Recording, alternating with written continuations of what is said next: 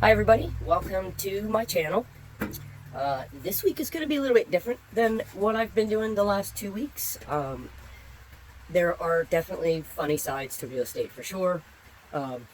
This story is it's not funny, but it's true, and it happened to me, and that's part of this whole process for me, is I want people to hear real stories, not just funny, but actual real stories, because this is happening to other people as well, I'm sure.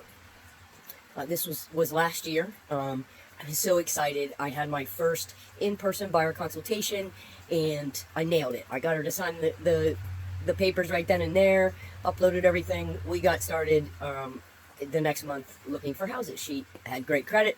She got a very lovely pre-approval for much more than what she thought it was going to be, so we started looking at houses.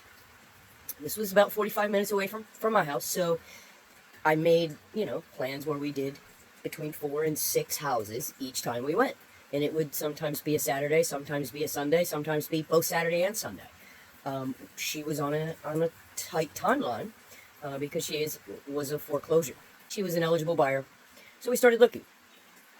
This went on for months. We wrote 3 offers that unfortunately weren't accepted. She was well qualified, but not the best qualified. So there were, definitely offers that were better.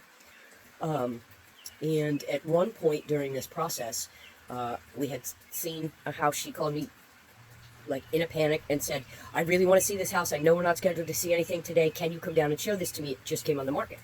So I ran down. We looked at it. They absolutely loved it. So I went home, called the agent, did my thing, went home, wrote the offer. We had discussed, financials and everything. And I set up a meeting for Zoom at 9 a.m. The next morning for us to go over the contract and then get it submitted. Reached out to the agent, told him it was coming. 9 o'clock the next morning comes and goes, and I reached out and said, hi, good morning, hope you're doing okay. Nothing, not a peep.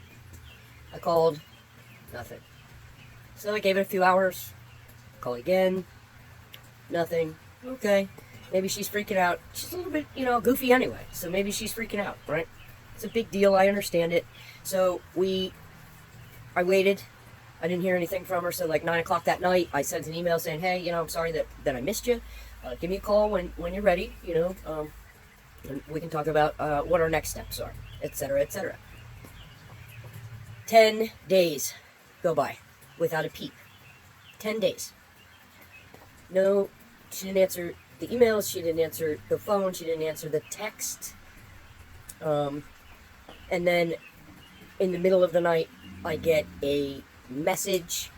I don't look at it at night, my phone does turn off, I'm not that crazy. But I saw it the next morning, and she was apologizing and yada yada yada.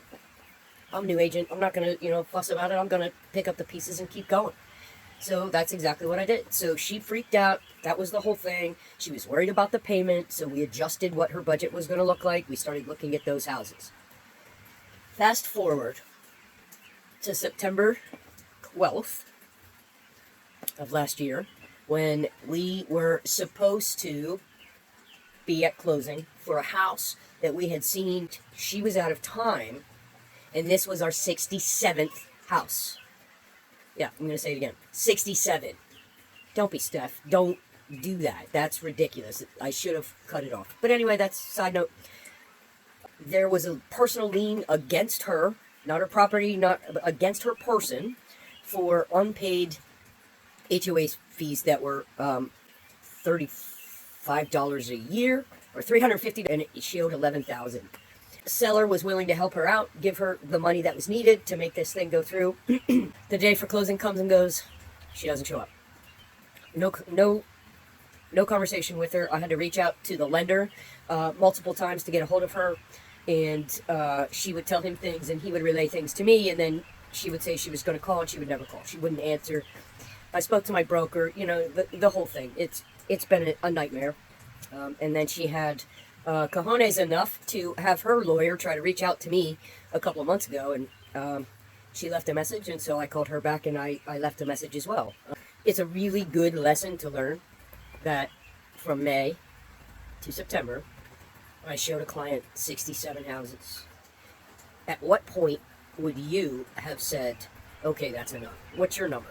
Is it 15? Is it 20? Is it 30? Because I feel like 67 is pretty insane.